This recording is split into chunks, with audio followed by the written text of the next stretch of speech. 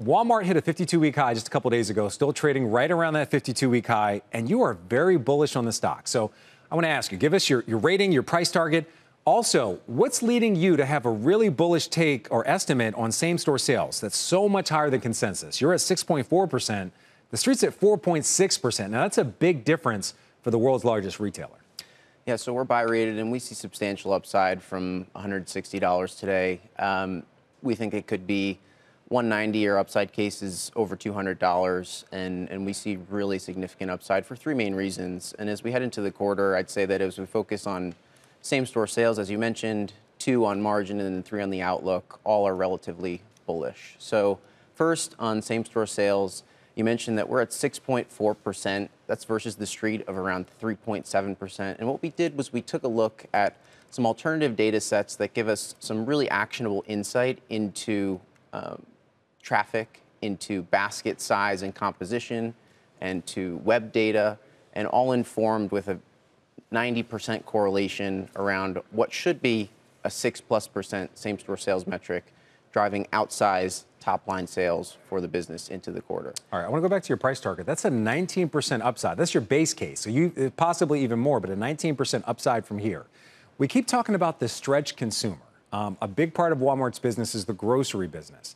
So we have stretched consumers. We know they're going to spend more on grocery, but what are the other catalysts that are going to increase revenue, increase EPS, that's going to push this stock that much higher? Well, number one, you have a stretched consumer that's trading down into private label. And that private label business for Walmart US is a little over 20% of the enterprise sales for Walmart US specifically now, and that's growing at an expanding rate.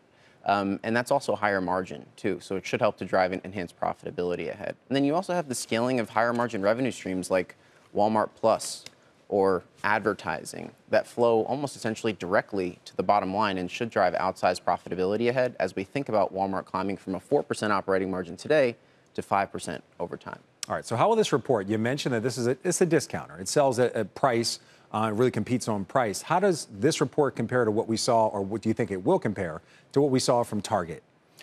Well, I think to juxtapose the two, very simply, Target posted comp sales declines in the second quarter in the mid-single digits, whereas Walmart, I think you're likely to see comp sales up in the mid-single digits, with, instead of a downwardly revised outlook, an upwardly revised outlook at Walmart today.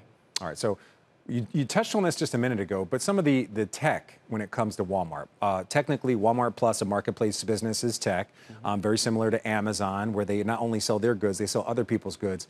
Talk to us about the tech influence on Walmart going forward, and also AI. A lot of people think that AI will actually help that Walmart Plus business because it'll help them source products in the right places and also predict what consumers want. Absolutely. So I think artificial intelligence is really going to help buoy better margins and more predictable sales for Walmart's e-commerce business going forward.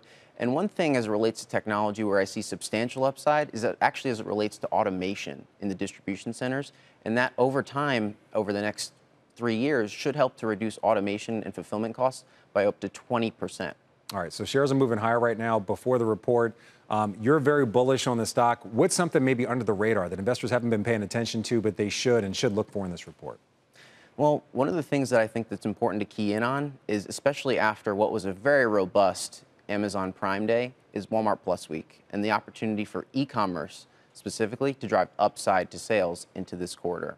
So, for example, we took a look at app data, as I mentioned earlier, that looked at Walmart app usage throughout the Walmart Plus Week. And what we saw was that Walmart's e-commerce business was up around 30% over that period. Really?